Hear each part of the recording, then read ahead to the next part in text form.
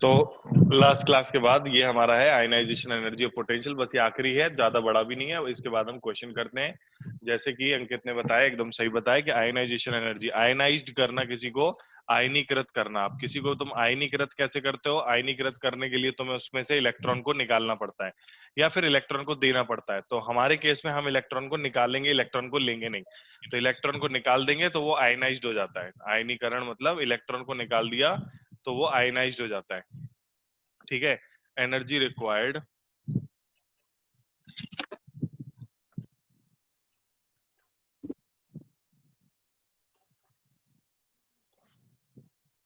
energy required to eject an electron from any orbit of atom। मतलब ये simple सा इतना है कि जैसे कि किसी nth ऑर्बिट में, nवी ऑर्बिट में हमारा इलेक्ट्रॉन घूम रहा है, तो वो उसकी एनर्जी कितनी होती है? नेगेटिव। और अगर हम उसे इन्फिनिटी पर भेजना है, इन्फिनिटी यानी कि बाहर निकालना है, इन्फिनिटी की एनर्जी होती है 0।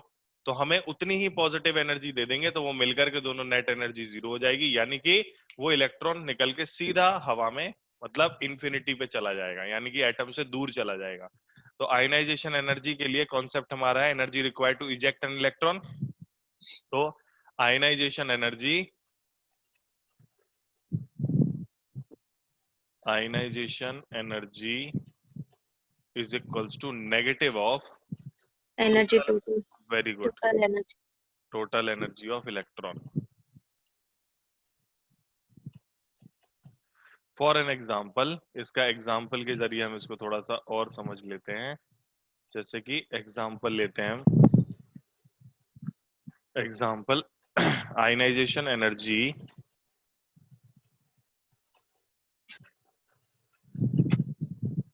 Energy of hydrogen, of hydrogen, hydrogen where electron is in its first orbit। कितना आएगा? हाइड्रोजन की पहली कक्षा में कितने ऊर्जा से इलेक्ट्रॉन बंधा होता है? क्या एनर्जी से इलेक्ट्रॉन जुड़ा हुआ होता है? कोई बताएगा? थर्टीन -13.6। पॉइंट सिक्स, हाँ, तो अगर हमें आयनाइज करना है तो हमें क्या देना पड़ेगा? -13.6, +13.6, हाँ प्लस, +13.6। तो टोटल एनर्जी जो होती है of electron in first orbit of hydrogen,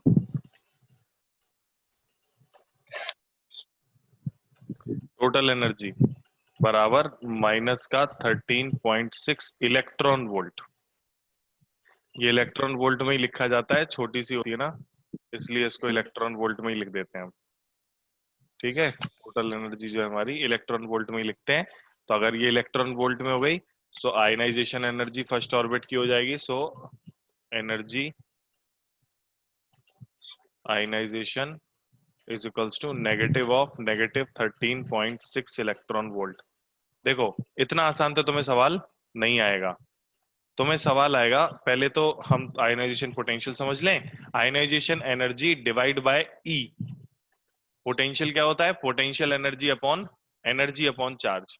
energy upon charge को हम पोटेंशियल कहते हैं। तो आयनाइजेशन पोटेंशियल हो जाता है हमारा आयनाइजेशन एनर्जी डिवाइड बाय ई। तो यहां पर पोटेंशियल हो जाएगा आयनाइजेशन पोटेंशियल 13.6 वोल्ट। कुछ कुछ आ रहा है समझ में कि नहीं आ रहा है? ई से ही कट जाएगा। हाँ, ई से ही कट जाएगा, 13.6 वोल्ट बचेगा केवल। ठीक है, आयनाइजेशन पोटेंशियल इसमें लिख देते हैं, and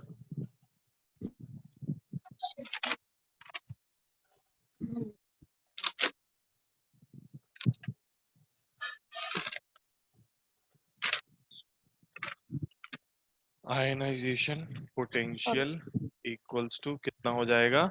ionization energy divide by ई।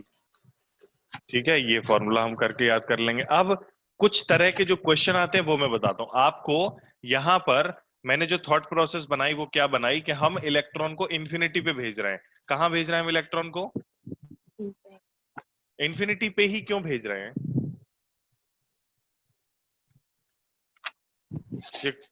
शिखा तुम बताओ, इन्फिनिटी पर ही क्यों भेज रहे हैं हम इलेक्ट्रॉन को?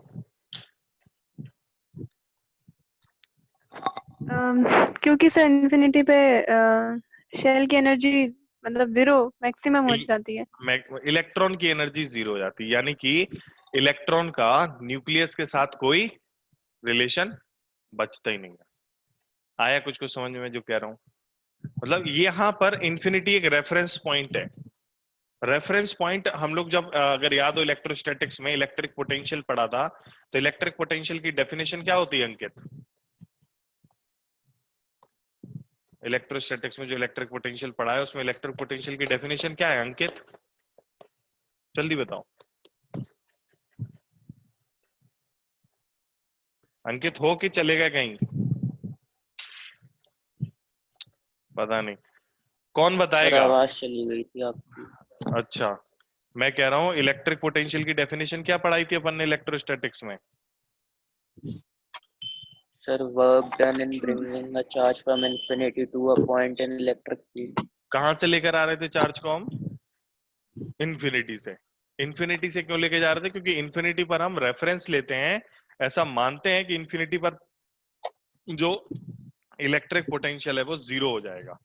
ऐसा हम लोग मानते हैं कि इन्फिनिटी पर जो इलेक्ट्रिक पोटेंशियल हो जाएगा वो 0 हो जाएगा। ठीक है, अब सवाल कैसा आता है मैं बताता हूं आपको। क्वेश्चन ऐसा आता है कि लेट्स से जो हमारा हाइड्रोजन है उसमें केवल एक ऑर्बिट ही है, मतलब दूसरी ऑर्बिट की जगह क्या है? इन्फिनिटी।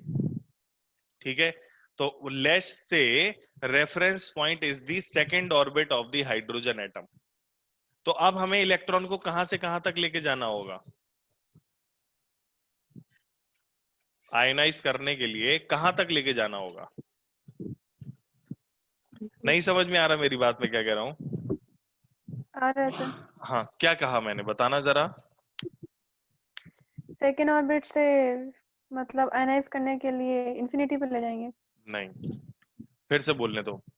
मान लेते हैं सवाल में ऐसा दिया गया है कि यदि हमारे इलेक्ट्रॉन मतलब हाइड्रोजन एटम के दूसरी कक्षा में जो ऊर्जा है वो शून्य है, 0 एनर्जी है, यानी कि या फिर ऐसे बोला जाए कि हाइड्रोजन की दूसरी कक्षा को यदि रेफरेंस मान लें तो, रेफरेंस को हिंदी में क्या कहते हैं पता नहीं, लेकिन मान लेते हैं हाइड्रोजन की दूसरी कक्षा को यदि रेफरेंस पॉइंट मान लिया जाए तो ऐसा केवल यहां नहीं हो रहा है, रेफरेंस हम लोग कहीं भी मतलब जो इलेक्ट्रोस्टैटिक्स का इलेक्ट्रिक पोटेंशियल वाला चैप्टर है ना, वहां पर भी आपको ऐसे क्वेश्चन आ सकते हैं कि आपको इतना अगर हमने रेफरेंस इन्फिनिटी से खिसका के 10 मीटर दूर रख दिया, 15 मीटर दूर रख दिया, 2 मीटर दूर रख दिया, इधर रख, तो उसका मतलब ये हो जाएगा कि आपको इन उधर से मतलब इन्फिनिटी के बाद कोई काम करना ही नहीं पड़ेगा, सॉरी सेकंड ऑर्बिट से इन्फिनिटी तक कोई नहीं करना पड़ेगा।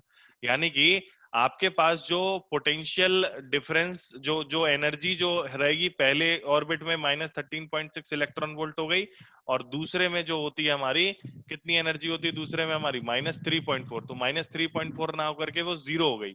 यानी कि अगर हम देखें एनर्जी तो पहली एनर्जी लेवल और दूसरे एनर्जी लेवल में गैप कितने का होता है? 10.2 का। 10.2 का। तो जो 10.2 का अपने एनर्जी लेवल में जो दूसरे गैप है वही गैप केवल आपको भरना पड़ेगा, तो वहां पर 13.6 ना आंसर आके प्लस का 10.2 इलेक्ट्रॉन वोल्ट आंसर आ जाएगा, यदि आपको रेफरेंस इन्फिनिटी से खिसका के सेकंड पे रख दिया जाए। अगर थर्ड पे रख देंगे तो फर्स्ट और थर्ड के बीच का जो गैप है वो आयनाइजेशन पोटेंशियल के लिए इस्तेमाल किया या एनर्जी के लिए इस्तेमाल किया जाएगा, and so on. Reference point change करना एक कॉमन प्रैक्टिस है न्यूमेरिकल देने के लिए। आपको वो सवाल में रेफरेंस पॉइंट चेंज कर देते हैं, ठीक है? उस रेफरेंस पॉइंट चेंज कर देने से अब आपको इलेक्ट्रॉन को इन्फिनिटी तक लेके नहीं जाना, अब आपको इलेक्ट्रॉन को जो रेफरेंस पॉइंट है केवल वहां तक लेके जाना है। सेकंड ऑर्बिट रेफरेंस पॉइंट है तो आपको फर्स्ट ऑर्बिट से सेकंड तक लेके जाना है। थर्ड ऑर्बिट रेफरेंस पॉइंट है तो फर्स्ट से थर्ड लेके जाना है।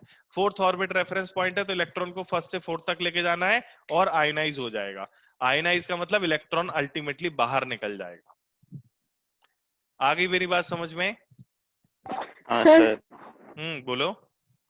सर अगर एनर्जी नेगेटिव में है मतलब इसका ये है कि इलेक्ट्रॉन अट्रैक्टेड है एनर्जी, न्यूक्लियस से। हाँ बिल्कुल सर। जहां जहां भी तुम एनर्जी को नेगेटिव में देखो, पोटेंशियल एनर्जी को या फिर किसी भी तरह की टोटल एनर्जी, तो उससे पता चलता है कि हमारे जो दो आइटम है वो अट्रैक्शन का काम कर रहे हैं। जो ग्रेविटेशनल पोटेंशियल एनर्जी है वो कैसे आती है? ग्रेविटेशनल पोटेंशियल एनर्जी का साइन क्या रहता है? Positive, negative? नेगेटिव रहता है। नेगेटिव। ऑलवेज ऑलवेज नेगेटिव रहता है। ऑलवेज। जो गुरुत्वीय स्थितिज ऊर्जा है उसका जो चिन्ह होता है वो सदैव नकारात्मक होता है, नेगेटिव होता है। और नकारात्मक जब भी पोटेंशियल एनर्जी या कोई भी एनर्जी आती है तो समझ लेना वो अट्रैक्शन की वजह से आती है। कारण भी है उसका, क्योंकि इसमें फोर्स जो है अंदर की तरफ लगता है, इस वजह से वो नेगेटिव में आ जाती है अट्रैक्शन के दौरान।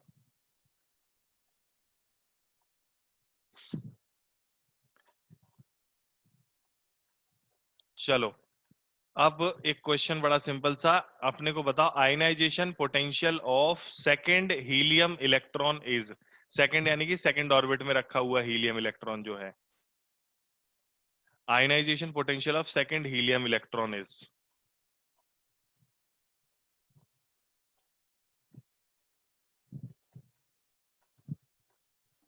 प्लस के सर 13.6। न, हीलियम है पहले तो ये समझो, और सेकंड ऑर्बिट और में। अच्छा अच्छा अच्छा अच्छा अच्छा, हाँ ठीक है, रुक जाओ, सही तो कह रहा हो शायद। Ionization potential of plus 13.6। Plus 13 point, बिल्कुल सही है, बिल्कुल सही। प्लस का 13.6 इलेक्ट्रॉन वोल्ट ही आएगा, क्योंकि उसके लिए कल कल भी हमने बात करी थी कि सेकंड हीलियम की इलेक्ट्रॉन की जो एनर्जी है वो 13.6 ही रहती है। और अगर आपको पोटेंशियल निकालना है तो 13.6 वोल्ट आ जाएगा। Very good. सर आपने एक फॉर्मूला लिखवाया था, उससे नहीं निकाल सकते क्या? कौन सा फॉर्मूला लिखवाया था? V ionization is equals to Z square upon N square 13.6 volt. कर लो, Z square upon N square. Z भी दो, एन भी दो। नहीं, वो फॉर्मूला इसी से तो आया, और कहां से आया? नहीं समझ में आ रहा है? इसलिए अरे देखो, आयनाइजेशन एनर्जी, टोटल एनर्जी का फॉर्मूला कितना होता है? माइनस का, total energy minus 13.6 Z square upon N square. यही होता है, और हाँ डिवाइड, और इलेक्ट्रॉन वोल्ट में होता है ये। ठीक है, हाँ, तो आयनाइजेशन ई एनर्जी हो पे गई। डिवाइड कर देंगे तो वोल्ट में आ जाएगा। हाँ बस, तो ये Z square upon N square plus का हो जाएगा अब 13.6 वोल्ट।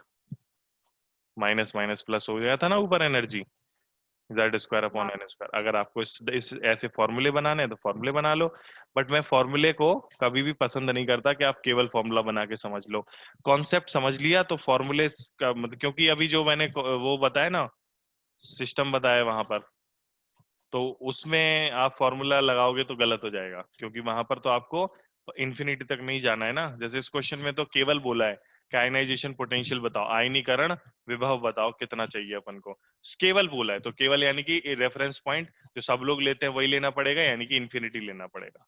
लेकिन अगर मान लो उन्होंने ऐसे बोल दिया कि सेकंड इलेक्ट्रॉन है, मान लो फोर्थ तक जाने पर वो खत्म हो जाएगा, तो सेकंड से फोर्थ के बीच का केवल गैप निकालना पड़ेगा हमें।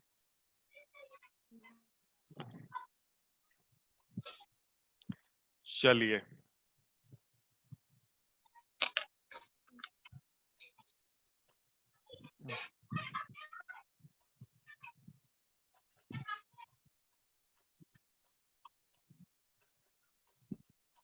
बड़ा ही कॉमन सा सवाल है जो अगला वाला दे रहा हूं मैं। कॉमन सा क्वेश्चन, इसका आयनाइजेशन पोटेंशियल हो गया ना, इसका सोल्यूशन करते हैं। इसका आंसर आएगा अपना Z square over N square, यानी कि 2 का स्क्वायर अपॉन 2 का square. So we ionization is equals to हो जाएगा Z square over N square 13.6 volt. तो Z square over N square, यानी कि हीलियम है तो 2 का स्क्वायर, और सेकंड ऑर्बिट है तो 2 का स्क्वायर, 13.6 वोल्ट। आंसर आ जाएगा अपना 13.6 वोल्ट। अगला एग्जांपल, ये तो मैंने क्लास में भी कराया होगा।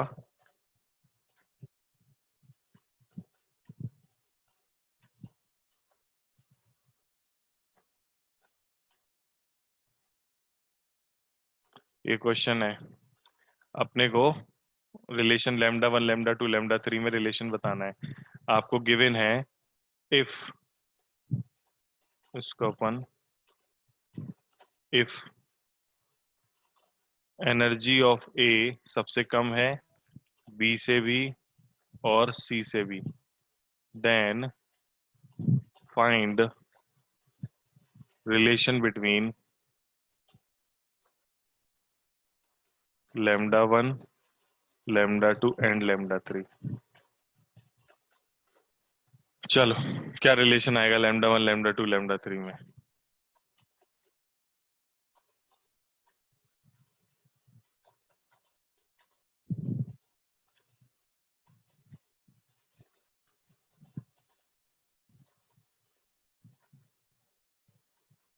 बताएं।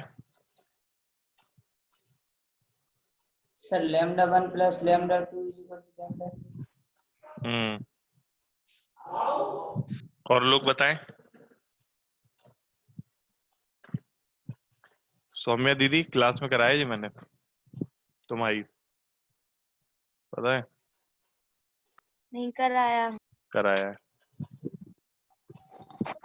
सर ये सब चैप्टर तो पढ़ाया है ना मैंने तुम्हारी क्लास में सौम्या? हाँ पढ़ाया है अगर ये चैप्टर पढ़ाया है तो ये क्वेश्चन भी कराया है मैंने। सर। क्वेश्चन क्वेश्चन नहीं है।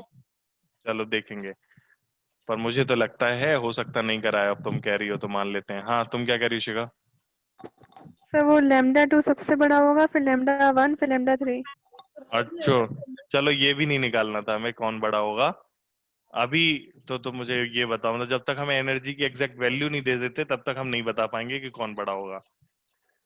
लेकिन मेरे हिसाब से सबसे छोटा एनर्जी डिफरेंस किसमें है? ई और बी में। तो लैम्डा 1 सबसे बड़ा होगा डायग्राम से देखने में। लैम्डा 1 सबसे बड़ा, फिर लैम्डा 2, फिर लैम्डा 3। मतलब एनर्जी डिफरेंस देखेंगे। हाँ, एनर्जी डिफरेंस जितना कम लैम्डा उतना ज्यादा। डेल्टा ई बराबर एच सी अपॉन लैम्डा है ना? कल हाँ। तो, हाँ, तो कहाँ पढ़ाया था कल मैंने? यही तो है, डेल्टा ई बराबर एच सी अपॉन लैम्डा। ये नहीं दिख रहा? हम्म। हाँ, तो energy difference E2 minus E1 जितना ज्यादा होगा लैम्डा उतना छोटा हो जाएगा, और E2 माइनस E1 जितना बड़ा होगा लैम्डा उतना जितना छोटा होगा लैम्डा उतना बड़ा हो जाएगा। तो एनर्जी गैप जितना कम लैम्डा उतना ज्यादा। सर ये पार्ट आपने कराया था। पार्ट मतलब क्वेश्चन कराया था कि नहीं, ये कह रहा हूँ। क्वेश्चन नहीं कराया था, बस ऐसे ही बता दिया था कि ये दो एनर्जी लेवल का गैप कितना होगा, EF माइनस EI करके डेल्टा ई। हम्म, चलो अभी इधर बताओ। मैंने कल नोट्स भेजे थे, तुमने पढ़े उसको जो मैंने ग्रुप पे भेजे थे? नहीं देखे सर अभी। देखा करो। चल इधर बताओ।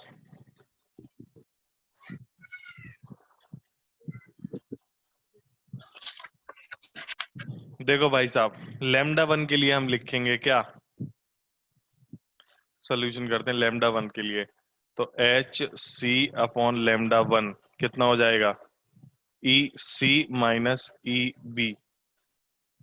ठीक है, उसी तरह एच सी अपॉन लैम्डा 2 बराबर कितना हो जाएगा? ई बी माइनस ई ए। और क्या कर दिया मैंने, ये एच है, और उसी तरह क्या हो जाएगा? H C divide by lambda 3 बराबर E C minus E A. As we know, as we can see, लिखेंगे एज वी कैन सी, जैसा कि देख सकते हैं, जो इस एनर्जी और सी और बी के बीच का गैप है और बी और ए के बीच का गैप है, दोनों को जोड़ देंगे तो सी और ए के बीच का गैप बन जाएगा। तो ई सी माइनस ई बी में यदि हम EB माइनस EA जोड़ देंगे तो EC माइनस EA बन जाएगा, यानी कि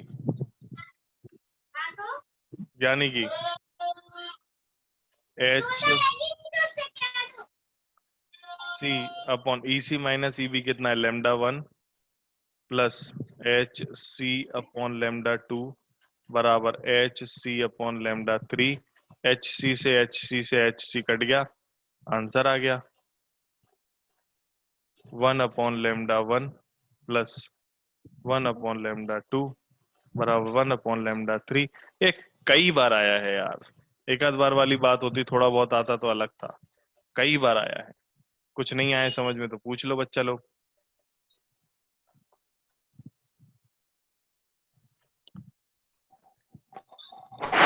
सर नहीं आया। क्या नहीं आया? सर ये आपने ये EC minus EB plus EB minus, मतलब इन दोनों डिफरेंसेस को ऐड क्यों किया? अबे देखना जरा, अगर हम इसे जोड़ेंगे तो EB से EB नहीं कट जाएगा, हाँ, क्या बचेगा?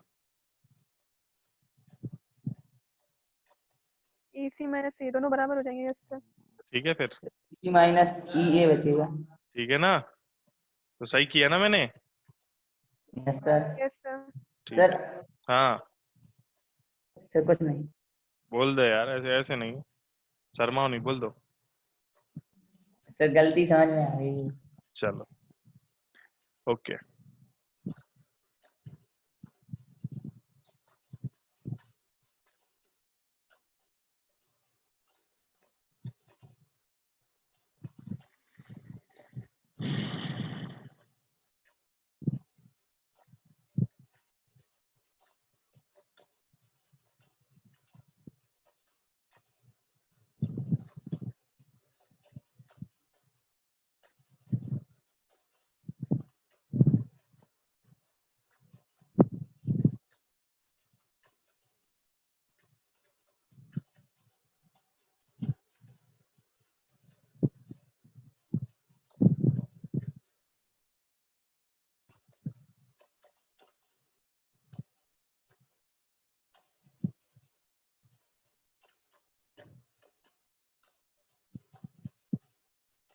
एक और क्वेश्चन करते हैं।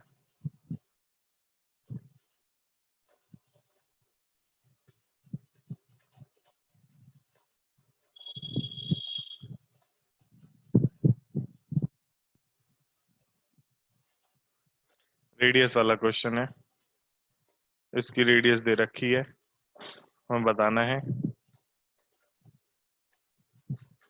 the radius of electron's second stationary orbit in Bohr's atom is r, the radius of the third orbit will be, तीसरे ऑर्बिट की रेडियस का हुई है, का होगा भाई, का होगा?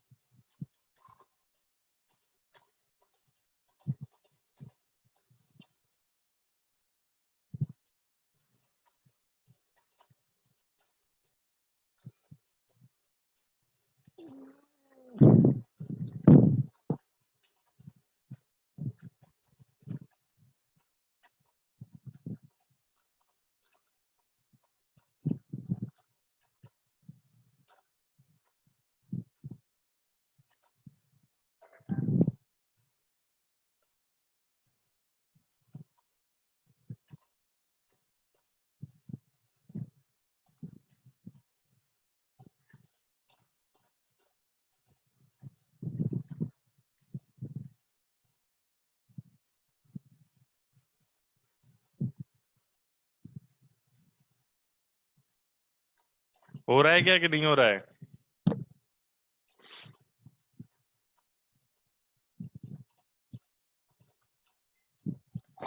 Sir 9R। 9r। बाकी लोग बताएं।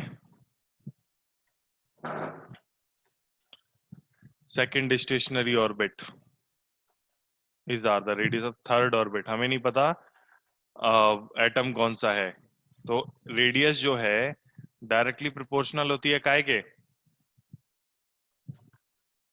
के प्रोपोर्शनल सर होती है, n स्क्वायर एन स्क्वायर। और इनवर्सली प्रोपोर्शनल होती है z। z के। तो भाई साहब जो भी रहे, बाकी जो वैल्यू तो कांस्टेंट रहती है, हमें कंपेयर करना है ऑफ कोर्स। तो सर यहाँ हाँ बेटा 9/4 आर, 9 आर नहीं आ रहा। चलो देखते हैं। तो R1 अपॉन 1.5 हाँ बेटा 1.5 r। चलो देखते हैं और बताओ।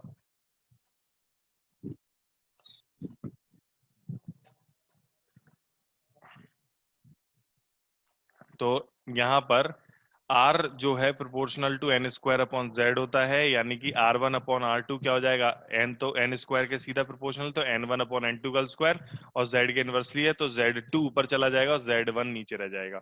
ये हमारा रिलेशन बन जाएगा। अब देखना Z1 और Z2 सेम है, क्योंकि सेम एटम की बात हो रही है, एटम नहीं बदला है।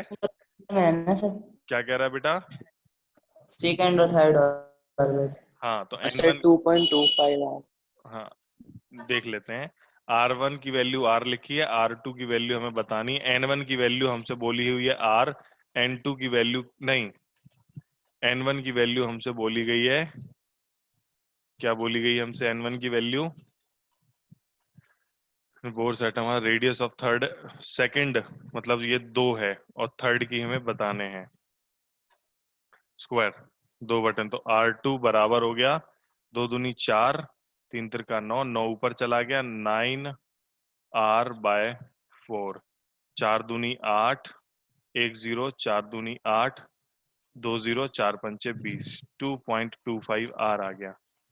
बोलो किसको समझ में नहीं आया? क्यों भैया साधना, कुछ कुछ आ रहा है समझ में कि बिल्कुल नहीं आ रहा है? बताओ बेटा। साधना और अंशुमन, तुम लोग को कुछ भी नहीं आ रहा है कि कुछ कुछ आ रहा है?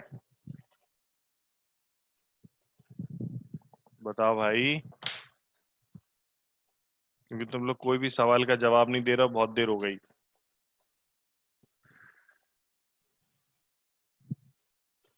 क्या नहीं, कैसे पढ़ने बैठते हैं जब रिप्लाई नहीं देते हैं, तो क्या फायदा पढ़ने का है? बकवास। आ गया।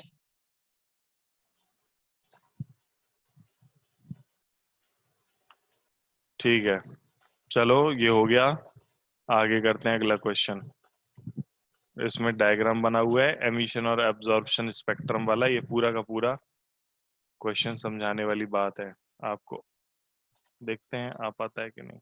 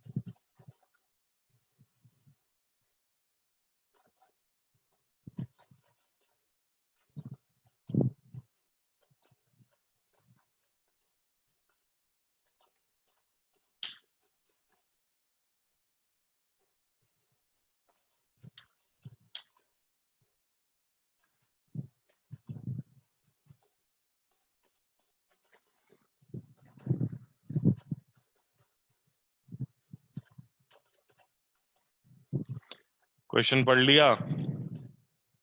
हमें बताना है कौन सा जो है वो उसके अब्जॉर्प्शन स्पेक्ट्रम में भी आएगा।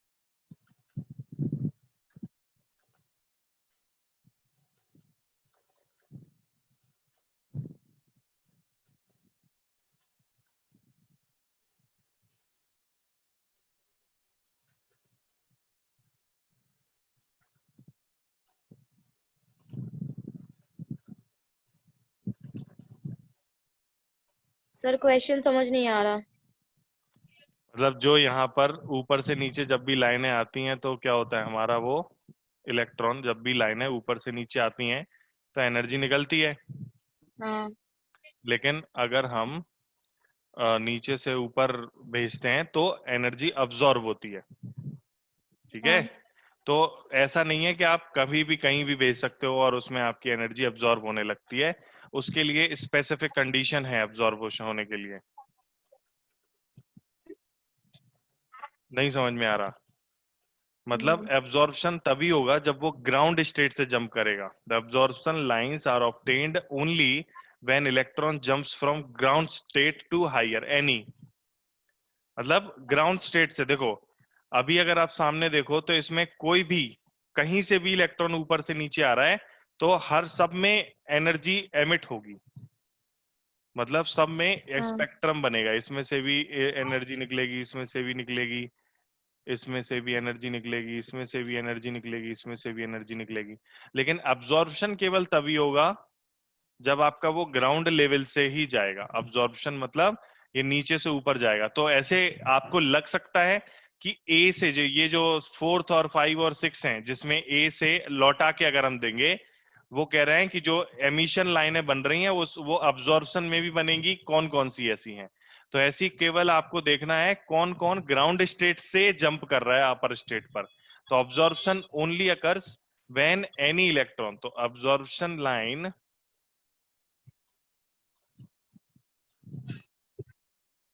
lines only occurs when electron jumps from ground state यानी कि n बराबर 1 to higher states।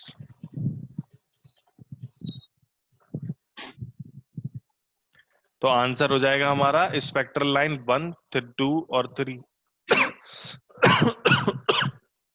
यदि एमिशन हमारा सभी का हो रहा है तो एब्जॉर्प्शन लेकिन केवल ग्राउंड स्टेट वालों का होगा। तो ग्राउंड स्टेट से कौन वापस जाएगा? 1 जाएगा, 2 जाएगा, 3।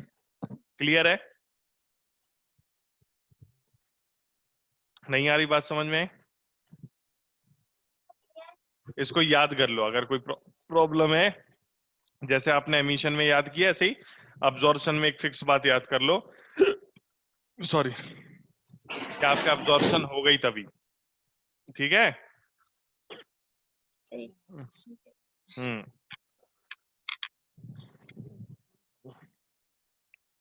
ठीक है। तो इस तरह हो गया। और हमारे ऐसे बहुत सारे वैसे वैसे रेगुलर वाले सवाल आते रहते हैं कि इसका उसके साथ रेशियो निकालो, इसका उसके साथ। तो जैसे हमें एक सवाल दिया हुआ है, which of the following transition in hydrogen atom emits photon of highest energy. इसको आपको बताना है हाईएस्ट एनर्जी का फोटोन कब निकलेगा।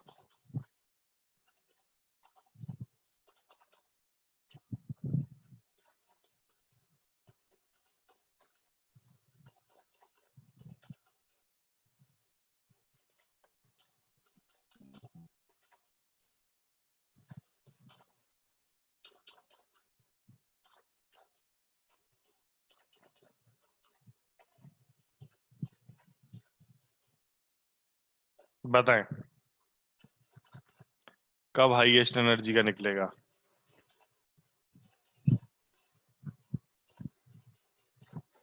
Which of the following transitions in a hydrogen atom emits photon of the highest frequency? कौन से transition में जो निकलने वाला फोटोन है उसकी सबसे अधिक ऊर्जा, यानी कि ऊर्जा गैप सबसे ज्यादा किधर होगा, एनर्जी गैप।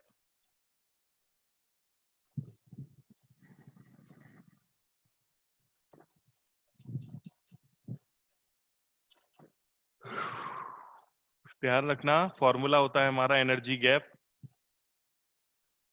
बराबर कौन सा होता है, Z² R ब्रैकेट के अंदर 1/n2 n1 का स्क्वायर माइनस 1/n2 का स्क्वायर। इसको हम h न्यू भी लिखते हैं और इसको हम एच सी अपॉन लैम्डा भी लिखते हैं। हाँ बोलो क्या कह रहे हो?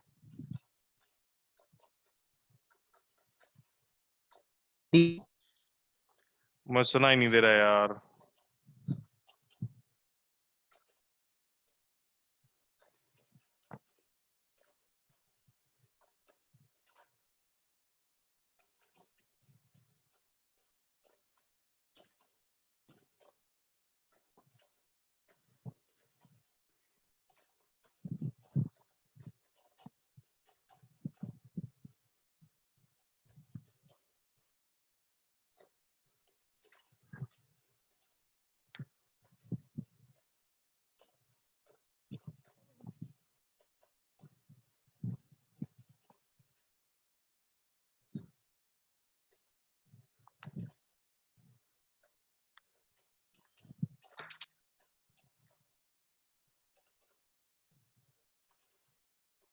हम्म।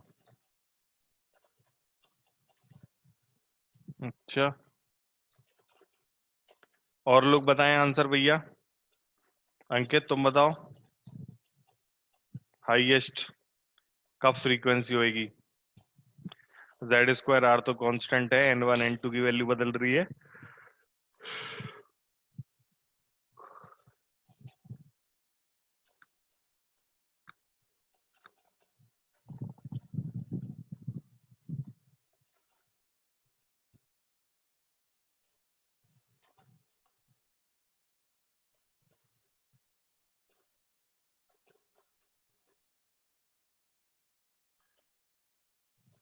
तुम लोग को अगर ऐसे लग रहा है कि आंसर डी है, तो आंसर भाई साहब डी नहीं है। देखो सबसे पहले तो जो हो नहीं सकते उनको हटा दो।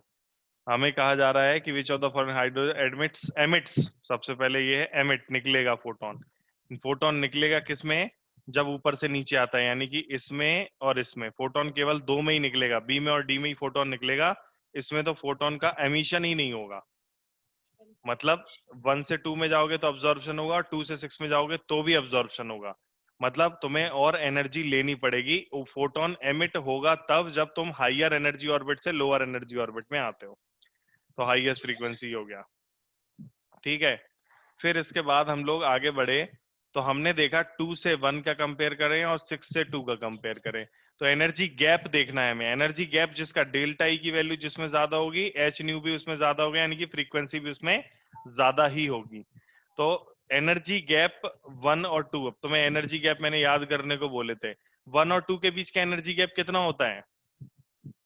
10.2 10.4। 2 और 3 के बीच का? 1.89। चलो अब मैं अब थोड़ा सा सवाल बदलता हूँ। पहले और दूसरे के बीच का एनर्जी गैप है 10.2, और दूसरे से लेकर के इंफिनिटी तक का एनर्जी गैप कितना है? दूसरे से इंफिनिटी तक का एनर्जी गैप,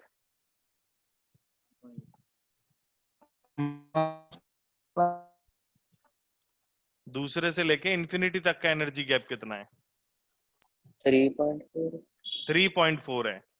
मतलब देख लो जरा, आप अंतर देख रहे हो? समझ में आ रहा है मैं क्या कहना चाह रहा हूँ? मैं ये कहना चाह रहा हूँ कि आपका जो एनर्जी लेवल 1 से 2 है ना, वो सबसे ज्यादा एनर्जी गैप होता है। उससे ज्यादा एनर्जी गैप आपको कहीं नहीं मिले। मतलब 1 पे आने वाला जो एनर्जी गैप है, वो हाईएस्ट एनर्जी गैप है, 1 पे आने वाला। जब भी आपका इलेक्ट्रॉन 1 तक आता है, तो यानी कि वो 2 को पार करके आएगा, यानी कि 2 और 1 के बीच का जो बड़ा सा गैप है 10.2 इलेक्ट्रॉन वोल्ट का, वो सबसे ज्यादा है। मतलब 1 से लेकर इंफिनिटी तक टोटल ही है 13.6 इलेक्ट्रॉन वोल्ट। 1 से लेके इंफिनिटी तक टोटल ही है 13.6, जिसमें 10.2 तो केवल पहले दूसरे में खत्म हो जाता है। तो अगर तुम यहाँ पर 2 से 1 में आओगे और 6 से 2 में आओगे, तो इन दोनों ही कंडीशन में तुम्हारा 2 से 1 में ज्यादा एनर्जी बची रहेगी, तो मतलब ज्यादा एनर्जी निकलेगी। तो 2 से 1 वाला हमारा आंसर होएगा। समझ गया कि नहीं समझे? आप चाहो तो सॉल्व, वैल्यू सॉल्व करके देख लो। आपको अगर मजा नहीं आ रहा हो तो इसको सॉल्व करके देख सकते हो। तो 1 अपॉन इनवे n1 की वैल्यू कितनी होगी? 1 का स्क्वायर माइनस 1 अपॉन 2 का स्क्वायर। सॉल्व करा, कितना आया? एलसीएम आएगा 4, 1 एकम 4, 4 माइनस 1, 3/4, उल्टा कर देंगे तो 4/3। ठीक है, उसके बाद हम इसको 6 से करते हैं, तो 1/2 का स्क्वायर माइनस 1/36 करके देख लेंगे कैलकुलेशंस। 36 एलसीएम आया, 4 9 माइनस 1 8/36, उल्टा कर देंगे 36/8। और तो उल्टा क्यों कर रहे हैं हम? बस एक बार सही तो है, उल्टा करने की जरूरत नहीं है। 3/4 और 8/36। 3/4 बड़ा है कि 8/36 बड़ा है? 3/4 बड़ा है कि 8/36 बड़ा है? 8/36। अरे यार, जय सर जय 3/4। जय सुनने को रह गया था बस। 4/3 बड़ा 8/36 है। 3/4 बड़ा है बेटा, 4/3 नहीं, 3/4 हाँ बड़ा है। 3/4। 3/4 हमें उल्टा करने की जरूरत ही नहीं है, सीधा 3/4 बड़ा है। 3/4 कब आता है? जब आप 2 से 1 में आता है, यानी कि आपका 1/n1² माइनस 1/n2² की वैल्यू जो बड़ी है वो 2 से 1 में बड़ी है, यानी कि जो डेल्टा ई है वो 2 से 1 में बड़ा आएगा, यानी कि न्यू जो फ्रीक्वेंसी जो है वो 2 से 1 में बड़ी आएगी। बताओ साहब, जे दिन आ गया जो 8/36 बड़ा दिख रहा है दीदी को। ऐसे चलेगा क्या? चुप। Okay fine. तो ये मैंने करके दिखा दिया आपको, आप देख लेना आंसर आपका n2 से n1 वाला रहेगा, तो ये आपका आंसर बढ़ाएगा। अब मुझे ऐसे लगता है कि हमने लगभग टाइप ऑफ क्वेश्चन जो है काफी कुछ देख लिए हैं, और ज्यादा क्वेश्चन आपको नहीं आने वाले, मतलब ठीक ठीक है मेरे हिसाब से। बोर में इतना हो गया, इतना काफी है। अब वेलोसिटी पूछ सकते हैं हमसे, एनर्जी पूछ सकते हैं, कंपेयर करवा सकते हैं, रेशियो पूछ सकते हैं, अब्जॉर्प्शन वगैरह पूछेंगे। तो अब्जॉर्प्शन ध्यान रखना, केवल ग्राउंड स्टेट से ही जाएंगे तभी अब्जॉर्प्शन आएगा। वेवलेंथ वगैरह के रेशियो पूछ सकते हैं, जैसे कि ratio wavelength of first line of Lyman series and first line of Balmer series. Wavelength के रेशियो पूछ सकते हैं first line of Lyman series से first line of Balmer series. बताइए जरा कितना आएगा first line of Lyman series से first line of Balmer series?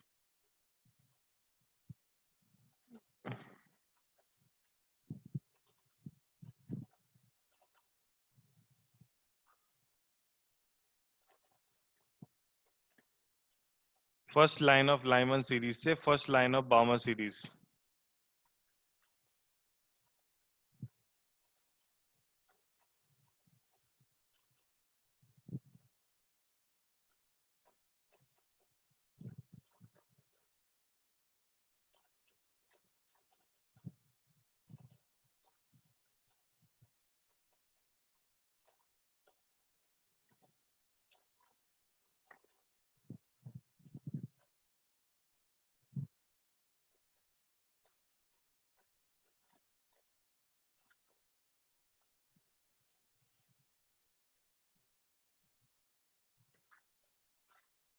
चलो इसको कर लेना, या अभी चलो करके बता दो।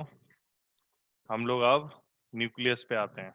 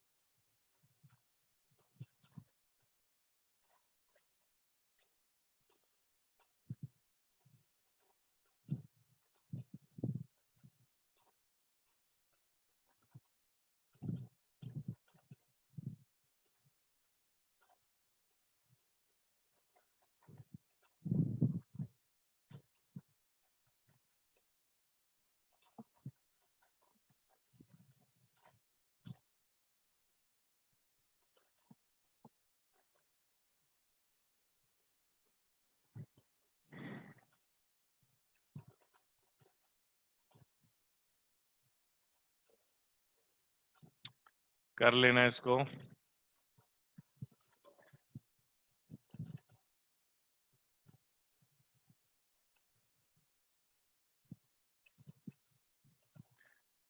अपना जो अगला वो है न्यूक्लियर फिजिक्स।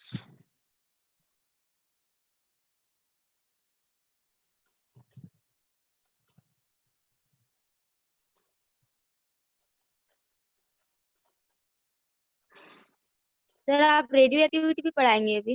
बिल्कुल पढ़ाएंगे, क्यों नहीं पढ़ाएंगे? अभी पढ़ाएंगे। अभी आज तो नहीं हो पाएगी, बाइंडिंग एनर्जी वगैरह होगी आज तो।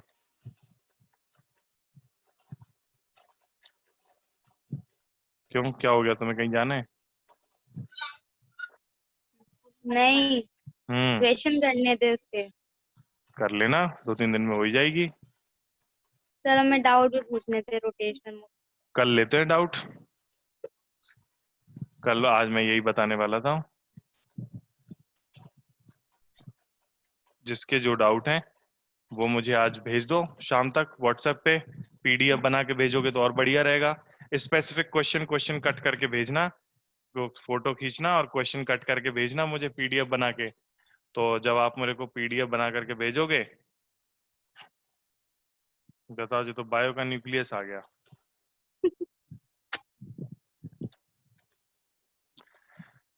तो आप लोग वो जो क्वेश्चन खींचोगे ना, फोटो भेजोगे, तो वो केवल उसी क्वेश्चन की फोटो खींच खींच करके भेजना, ठीक है? तो हाँ। वो मैं इधर सामने स्क्रीन पे ले आके तुम्हें क्वेश्चन बता दूंगा। कल अपन लोग डाउट कर लेते हैं, जिसके भी जो भी डाउट हैं, जो भी चैप्टर के डाउट हैं, मेरे को आज फोटो खींच करके बढ़िया तरीके से भेज दो, फिर मैं इसको कल ओपन कर लूंगा इधर पे।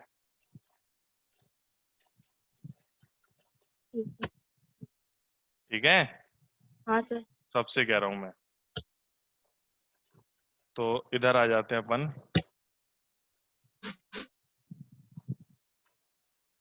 ओके, ये हमारा न्यूक्लियस।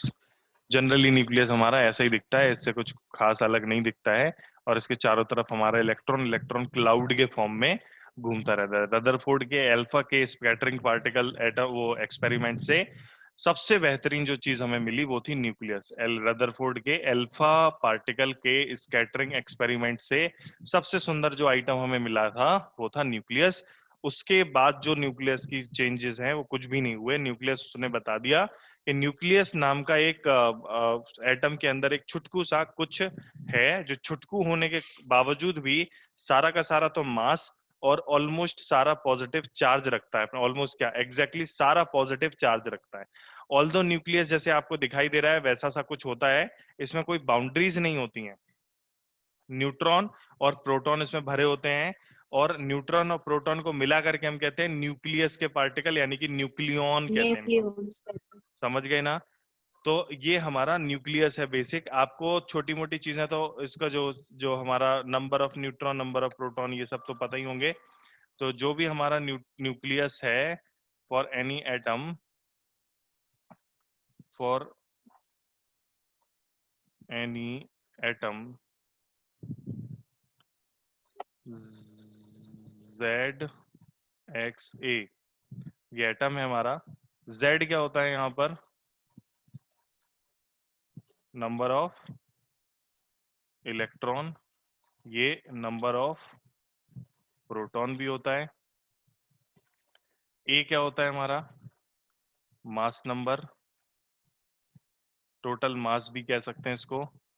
ये होता है number of proton plus number of neutron. Neutron सबसे बाद में खोजा गया, तो नंबर ऑफ न्यूट्रॉन अगर हमें निकालने हैं कितने होंगे? कितने होंगे नंबर ऑफ न्यूट्रॉन? अगर हमें नंबर ऑफ न्यूट्रॉन निकालने हैं बच्चा लोग, तो कितने होंगे? A minus Z. A minus Z. Number of neutron यदि निकालने हैं हमें तो वो हो जाएंगे हमारे A माइनस जेड। ठीक है भैया, किसी भी एटम के लिए ये बेसिक स्ट्रक्चर है हमारा, रहता है। कुछ चीजें हैं जो मैं आपसे पूछना चाहता हूं, जैसे कि आइसोटोप क्या होते हैं? आइसोटोप, उसका एटॉमिक नंबर सेम होता है, mass number. Atomic number same होता है, मतलब जेड की वैल्यू जिसमें सेम होती है उसको आइसोटोप कहते हैं। ठीक है, हिंदी में मुझे नहीं पता इसको क्या कह रहे हैं, मैं भूल गया क्या कहते हैं हिंदी में। जिसका परमाणु क्रमांक समान होता है उन्हें क्या कहते हैं? क्यों भाई साहब? समस्थानिक सर, समस्थानिक। समस्थानिक कहते हैं उनको। और एक होते हैं आइसोबार्स, यानी कि संभारिक। आइसोबार मास सेम होता है, जिनका ए मास सेम। ए सेम होता है जिनका। Very nice. फिर आता है आइसोटोन्स। आइसोटोन क्या होते हैं? न्यूक्लियॉन्स सेम होते हैं, ए माइनस जेड, और हाँ जेड और ए डिफरेंट होता है। हाँ, जेड और ए अलग अलग हो सकते हैं लेकिन उनके नंबर ऑफ न्यूट्रॉन, सॉरी, हाँ, न्यूक्लियॉन नंबर ऑफ न्यूक्लियन जो है वो हमारे बराबर होते हैं। Same. But the value of A minus Z is same होता है। ठीक है, मतलब न्यूट्रॉन, नंबर ऑफ न्यूट्रॉन की वैल्यू सेम रहती है। कुछ मिरर न्यूक्लियाई भी होते हैं जिनमें नंबर ऑफ क्या क्या सेम रहते हैं मिरर न्यूक्लियाई में? Nuclei having same mass number A but with the proton number z, the neutron number a minus z interchanged, mirror nuclei कहते हैं। चलो इसको आगे छोड़ते हैं, इसको उसकी कोई जरूरत नहीं है। शुरू हम करते हैं साइज ऑफ न्यूक्लियस से। शुरू सबसे जो बेसिक है अपना, साइज ऑफ न्यूक्लियस से हम लोग शुरू करते हैं। Size of nucleus, size of nucleus क्या होता है, कौन बताएगा? Size of radius of nucleus कौन बताएगा? Radius Just the r is value. equals to r naught a raised to power 1/3। हाँ, क्या formula? Radius of, r is equals to r naught हाँ हाँ, a raised to power 1/3। ए मतलब atomic mass number. हाँ, radius of nucleus, NuCleus, radius of nucleus. तो किसी भी nucleus की रेडियस जो है वो r equals to r not a to the power 1/3 के बराबर होती है, जहां पर r नॉट की वैल्यू कितनी होती है? 1.2 into 10 raised to power minus 15 meter। 1.2 into 10 power 1.2 Fermi. Fermi भी कहते हैं इसको। हमारा जो न्यूक्लियस है वो 10 पावर माइनस 15 मीटर का उसका होता है रेडियस। न्यूक्लियस जो है हमारा 10 to the power minus 15 meter के क्या कहते हैं, 10 पावर माइनस 15 मीटर के ऑर्डर का होता है। मतलब बहुत बहुत बहुत बहुत बहुत छोटा होता है। एक चीज आप लोगों को पता होगी, nuclear force, strong nuclear force. Strong nuclear force किसके किसके बीच लगता है? स्ट्रॉन्ग न्यूक्लियर फोर्स का अच्छा 11 में पहला चैप्टर होता है, उसमें बताया जाता है। प्रोटॉन और न्यूट्रॉन के बीच में। प्रोटॉन और प्रोटॉन के बीच में भी लगता है, प्रोटॉन और न्यूट्रॉन के बीच में भी लगता है, और न्यूट्रॉन और न्यूट्रॉन के बीच में। मतलब all particles in the nucleus are held together with the help of strong nuclear force of attraction. सारे के सारे जो नाभिक के भीतर के जो कण होते हैं, जिसमें न्यूट्रॉन भी होता है और प्रोटॉन भी होता है। अब अगर प्रोटॉन पे देखें तो कौन सा आवेश होता है? पॉजिटिव चार्ज होता है, धन आवेश होता है। तो धन आवेश होने के कारण तो वो एक दूसरे को रिपेल नहीं करना चाहिए। क्यों भाई साहब, सोचा ये आप लोगों ने कभी? बोलो हाँ। रिपेल करना चाहिए, लेकिन वो रिपेल नहीं करते हैं। क्यों? क्यों? इसको लग रहा है कौन सा फोर्स लग रहा है? न्यूक्लियर फोर्स लग रहा है। नाभिकीय बल लग रहा है। नाभिकीय बल यानी कि न्यूक्लियर फोर्स लग रहा है, जो कि नेचर का स्ट्रॉन्गेस्ट फोर्स होता है, लेकिन इसकी रेंज बहुत कम होती है। तो न्यूक्लियस में ही ऐसी पॉसिबिलिटी होती है कि जहां पर दो पार्टिकल हैं, दो कण हैं, वो 10 की घात माइनस 15 मीटर के ऑर्डर में इतने नजदीक हो पाते हैं। नहीं तो और कहीं पर ऐसा नजदीकी पॉसिबल नहीं है। तो जो और कहीं पर न्यूक्लियर फोर्स नहीं लगता है। तो न्यूक्लियर फोर्स केवल न्यूक्लियस में लगता है, न्यूक्लियस के पार्टिकल्स के बीच में लगता है। प्रोटॉन और प्रोटॉन के बीच भी लगता है अट्रैक्टिव का, न्यूट्रॉन और न्यूट्रॉन के बीच भी लगता है अट्रैक्टिव का, और प्रोटॉन और न्यूट्रॉन के बीच भी लगता है अट्रैक्टिव का। ये हमारा न्यूक्लियर फोर्स की बात हो गई। तो जो हमने अब रेडियस लिखी है इसकी, ये क्लोजली हेल्ड टुगेदर, उनको लगभग कितनी दूरी है? रेडियस का मतलब ऐसे नहीं है कि आप हार्ड एंड फास्ट एक गोला बना लो, भाई ये कोई एक बाउंड्रीज होती नहीं है। पर हाँ, ऐसे अंदाजा लगाते हैं इससे कि लगभग इतने अंदर इलेक्ट्रॉन, इतने अंदर न्यूट्रॉन और प्रोटॉन भरे होंगे। अच्छा, एक एग्जांपल करते हैं। तो what is the radius of aluminium atom, aluminium nucleus?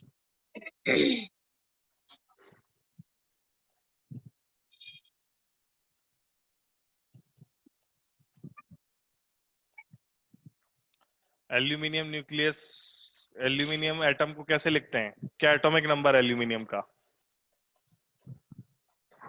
Number atomic number number 13 है और एटॉमिक मास होता 27। 27। तो ए की वैल्यू हो गई उसके लिए 27। हमें ए से ही मतलब है। For aluminium atomic mass A is equals to 27। तो आर एल्यूमिनियम कितना हो जाएगा? आर नॉट 27 की पावर 1/3। 27 की पावर 1/3 कितना आएगा? 3 3। तो आर एल्यूमिनियम कितना हो गया हमारा? 3। 3.6 into 10 power minus 6. 123। बस बिल्कुल सही, दोनों का सही है। तो 3 पॉइंट 12 24 12 36 फर्मी या फिर इंटू 10 पावर माइनस 15 मीटर। ठीक है, ये हमारा एल्यूमिनियम न्यूक्लियस के बारे में बात हो गई। ठीक है, फिर अगर न्यूक्लियस का हमने साइज लिख लिया, मतलब तो रेडियस लिख लिया, तो इसका वॉल्यूम भी लिख सकते हैं। क्या वॉल्यूम होगा इसका? 4/3 पाई आर क्यूब। समझ गया क्या? पक्की बात?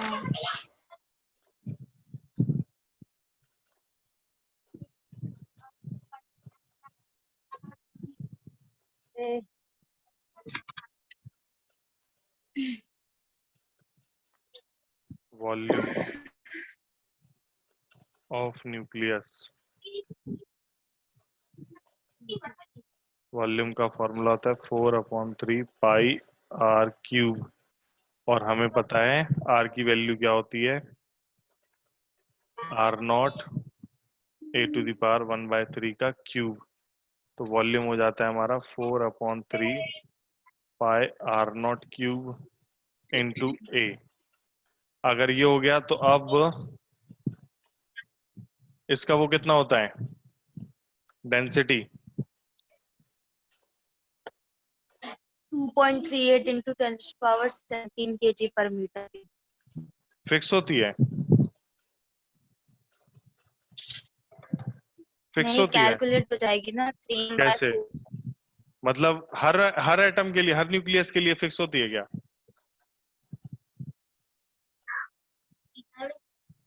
उसके हैं, बताओ। कैलकुलेट हो जाएगी ना सर वो तो। नहीं, फिक्स होती है क्या सबके लिए? अरे मास नहीं, फिक्स नहीं होगी। फिक्स होती है। मास क्या लिखेंगे हम? ए। और वॉल्यूम क्या लिखेंगे हम? 4/3 पाए 2 r by naught. 3 5 r cube. A से कैंसिल, कितना बचा? 3/4 पाए आर नॉट क्यूब। कोई सर ऐसी एम भी तो आएगा। अरे वो ए मास, एम आएगा। नहीं वो मास नंबर से ही आ जाएगा, वो तो कांस्टेंट रहता है ना। एम तो, एम भी तो कांस्टेंट रहता है। हाँ एम भी तो 6.67 10 पावर माइनस 27 किलोग्राम। हाँ। ये भी तो फिक्स रहता है। नहीं आ रहा समझ में? तो लिखेंगे क्यों नहीं उसे? लिख रहा है ना यार, ले लिख दिया ना। ए से तो मतलब उसका वो संबंध तो खत्म हो गया ए का। नहीं समझ में आ रही? जो अलग अलग मटेरियल, अलग अलग एलिमेंट्स के लिए ए की वैल्यू होती है, वही तो अलग अलग होगी। स्मॉल एम की वैल्यू अलग होगी क्या? नहीं आर नॉट की वैल्यू अलग होगी क्या? नहीं। और हमारे अच्छा, मास मास डिफरेंट होगा तो वो तो हट गया। हाँ, वो तो हट गया ना। मास नंबर जो डिफरेंट था वो तो हट गया ना। हाँ। तो density for all nucleus is constant. So density for all element, for all nucleus, all element कितनी होती है? Fixed, constant. कितना है अभी, क्या बताया तुमने? 2.38 into 10⁻17। 2.38 इंटू 10⁻17। यूनिट क्या होगी? kg per meter cube. बिल्कुल सही।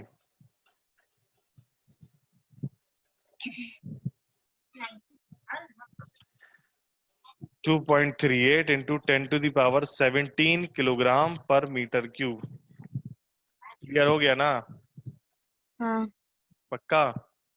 हाँ ठीक है। अब वैसे तो न्यूक्लियर फोर्स हमें लिखना नहीं है, लेकिन न्यूक्लियर फोर्स हमें मतलब ऐसे कोई खास जरूरत है नहीं है, तो न्यूक्लियर फोर्स को लेकिन फिर भी हम समझ लेते हैं। न्यूक्लियर फोर्स हमारा, nuclear force that kept nucleons bound in the nucleus are called nuclear force. ठीक है, चलो इसको हटा देते हैं, न्यूक्लियर फोर्स को हटा देते हैं। एएमयू को मास में बदलना आपको आता ही होगा। 1 एएमयू में कितना मास होता है? 931.5 मेगा इलेक्ट्रॉन वोल्ट। ठीक है,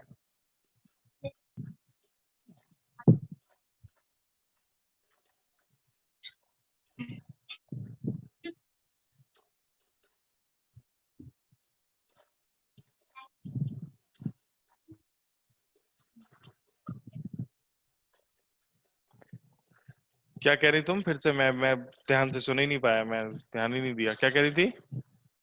931.5 मेगा इलेक्ट्रॉन वोल्ट। अरे ये तो तुमने एनर्जी का सीधा कन्वर्जन कर दिया, मास में पूछ रहा हूं मैं।